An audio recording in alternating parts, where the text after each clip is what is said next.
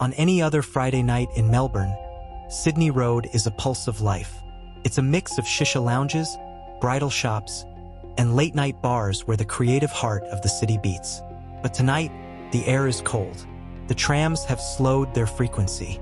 At 1:41 a.m., a woman enters the frame of a security camera outside the Duchess Boutique. She's wearing a dark jacket, her hair is down, and she is walking with the purposeful stride of someone who is only minutes from home. She is on her phone. She is talking to her brother in Ireland, Michael. To him, she sounds safe. To the camera, she is a target. This footage would eventually be seen by millions. It is the final visual record of Jill Meagher. In the true crime lexicon, we call this the moment of intersection. It's that split second where a life full of potential, wit, and love collides with a trajectory of pure, unmitigated evil. This isn't just a murder mystery. It is a story of a system that broke, a community that rose, and a husband whose grief would eventually change the laws of a nation. Gillian Jill Meagher was born Gillian McKeon on October 30th, 1982, in Drogheda, Ireland. She spent her early childhood in Termonfeckin village, north of Drogheda. She had one sibling, a younger brother named Michael McKeon. She was the only daughter of her parents, George and Edith McKeon. The family relocated to Australia when her father, George McKeon, gained a job in Perth. During her time in the city, she attended Bull Creek Primary School and Rossmoyne High School before returning to Ireland with her family in 1996. Back in Ireland, she attended Drogheda Grammar School and St. Oliver's Community College in Drogheda before graduating with a Bachelor of Arts degree from University College Dublin. After graduation, she worked for the Irish national broadcaster RT. Meagher met and married Tom Meagher in Ireland in 2008. She was part of the great Irish diaspora that found a second home in Australia. She and her husband, Tom Meagher, moved to Melbourne in 2009. After arriving in Australia, she settled in Melbourne and began working for the Australian Broadcasting Corporation, ABC. Jill wasn't just another victim. She was a powerhouse at ABC. As a digital administrator, she was the person behind the scenes making sure the city's voices were heard. She was feisty. She was smart. She had that classic Irish wit where she could cut you down to size and make you laugh at the same time. She was one of us. She was deeply loved by family, friends, and colleagues as smart, caring, and vibrant. The sort of person who brought in cake for co-workers' birthdays and spread cheer. Before moving to Australia, she had spent time back in Ireland helping her father recover from a stroke, reflecting how close she was with her family. Friday, September 21st, 2012. The ABC offices are buzzing with the end-of-week energy. Friday night in Melbourne is gregarious, a time for the city to unwind. Jill finishes her shift at the ABC at 5 p.m. and meets colleagues at the Brunswick Green. It's a garden bar, lush and crowded. 9 p.m. to 11:30 p.m. Jill is seen laughing, enjoying drinks. Colleagues describe her as being in high spirits. 11:45 p.m. The group moves to bar etiquette, a shorter walk down Sydney Road. They were seen walking down South Bank on CCTV before heading to Brunswick, an eclectic, trendy area known for its bars. She was only 900 meters from the apartment she shared with Tom. At one point, she sent Tom a text message, "Meet me at the pub." Tom, asleep on the couch, missed it. Saturday, September 22nd, 2012, 1:30 a.m. As the bar closed, Jill began her walk home. A colleague offered her a lift in a cab, but Jill declined, preferring to walk the short distance. 1:41 a.m. On the corner of Sydney Road and Hope Street, the Duchess Boutique sits silent behind its glass storefront, but its security camera is rolling. At exactly 1:41 and 4 seconds a.m., Jill enters the frame. She is just 400 meters from her doorstep. She is still on the phone with Michael. To the world watching this footage later, it is agonizing. We see Jill, small and vibrant in her black coat, walking past the bridal shop. Then, a man in a blue hoodie enters the frame from the left. This is Adrian Ernest Bailey. He approaches her. Jill stops. Her body language shifts instantly from relaxed to guarded. She brandishes her phone at him, not just as a communication device, but as a shield. She sounded a bit tipsy, happy to hear from me. But then I heard a voice. A man's voice, quite close to her. It sounded rushed, almost urgent. Jill didn't sound scared yet, she just sounded annoyed. Like someone was interrupting her. She said, "I have to go, I'll call you back." But she never did. In that moment, Jill did what we are all taught to do. She stood her ground. She was a feisty Irish woman who didn't like being intimidated. But the man in the blue hoodie wasn't looking for a conversation. The interaction lasts less than 2 minutes. The camera loses them as they move into the shadows of a side alley near Hope Street. By 2 a.m., Tom Meagher wakes up on the couch. The TV is a hum of static in the background. The house is too quiet. He checks his phone. A missed text from Jill at 1:30 a.m. "Meet me at the pub." He calls her. Straight to voicemail. He calls again. Voicemail. I walked down to the pub, thinking she might still be there or with friends. I walked the route she would have taken. I was calling her name in the streets, looking into the dark corners of the laneways. You tell yourself stories to keep the panic down. Maybe she stayed at a friend's. Maybe her phone died. But in my gut, I knew. Jill always came home. Sunday, September 23, 2012. The search begins. For Tom Meagher, the first 24 hours were a blur of adrenaline and growing dread. He had already walked the 900-meter stretch of Sydney Road a dozen times. He had knocked on the doors of shops that were still closed, peered into the dark recesses of Hope Street, and called every hospital in the Melbourne metro area. In those early hours, you're looking for a logic that isn't there. You hope she's had an accident, you hope she's just sleeping it off somewhere.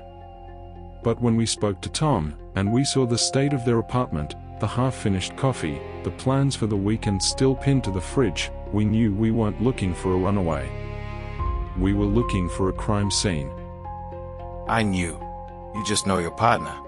Jill wouldn't have gone an hour without checking in if she knew I was worried. The silence was deafening. What happened next was the first truly digital missing persons case in Australian history. Within 24 hours, the ABC, Jill's own employer, became a megaphone for the search. The Help Us Find Jill Meagher Facebook page grew at a rate of 1,000 members per hour. The community of Brunswick didn't wait for police. Residents began checking their own private CCTV. Shop owners printed thousands of flyers. As the page grew, so did the speculation. Public comments began to turn on Tom Meagher. Armchair detectives analyzed his body language in TV interviews, claiming he looked too calm or too rehearsed. The public pressure was immense. We had people calling in psychic visions and people accusing the husband. We had to filter out the noise and follow the forensics. Monday, September 24th, a breakthrough occurs. A passerby finds Jill's handbag in a laneway off Hope Street. Inside are her credit cards, her makeup, and her ID. Crucially, the bag is dry, despite the rain on Saturday night. This meant the bag had been placed there later. The killer had returned to the scene. The turning point came from the community. While police were canvassing the area, the owners of the Duchess Boutique handed over their CCTV hard drive. When detectives sat in the dimmed lights of the station to watch the footage, the room went cold. Initially, we looked at the husband. In 90% of these cases, it's the person closest. We searched their apartment, we took their car. Tom was devastated, but he was transparent. He wanted her found. By Tuesday, when we got the footage from the Duchess Boutique, the focus shifted. We saw the man in the blue hoodie, and the local police recognized him. There he was. He wasn't just walking, he was prowling. The footage showed him following Jill, then doubling back, then approaching her. But there was another detail the public didn't see yet. A white Ford Econovan was captured on separate cameras, circling the block. The van was the key. We saw it pass her 3 times. This wasn't a chance encounter. This was a predator circling his prey, waiting for the moment she stepped out of the light of the main road and into the shadow of the side streets. By Thursday, September 27th, the man in the blue hoodie had a name: Adrian Ernest Bailey. When police raided his home in Coburg, they found a man who appeared, on the surface, to be ordinary. But inside, they found the blue hoodie. They found the white van. And most importantly, they found the GPS data that led straight to a desolate stretch of road in Gisborne South. The interrogation of Adrian Bailey is a masterclass in the banality of evil. For hours, he sat in interview room 1, leaning back, feigning confusion. I don't know what you're talking about. I saw a girl, yeah. She looked like she'd had a few. I asked if she was okay. She told me to F off. So I left. I'm a nice guy. I was just trying to help. Adrian, we have the van on camera. We have your phone pings in Gisborne. We know where she is. Just tell us, for the family's sake. Give them back their daughter. Detectives show him the footage. They show him the GPS data from his phone, which pings at 4:30 a.m. near Black Hill Road in Gisborne South, an hour's drive from Brunswick. Why were you in Gisborne at 4:30 in the morning, Adrian? I like to drive. I was stressed. You were stressed because you had a body in the trunk. It was only when detectives showed him the mountain of digital evidence, the digital breadcrumbs he had left across the city, that his demeanor shifted. The nice guy act evaporated. He didn't show remorse. He didn't cry. He simply, coldly, gave them his confession. He had forced her into the Hope Street laneway between 1:50 a.m. to 2:10 a.m. In a period of sustained horror, Bailey raped Jill 3 times. Fearing she will identify him, he strangles her with his bare hands.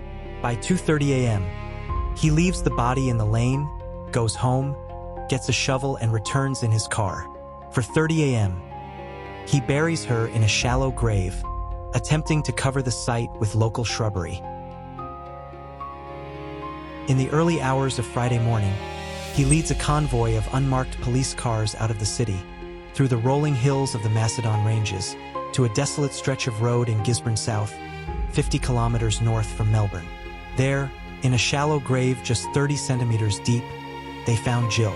It was a sight that broke even the most hardened forensic investigators.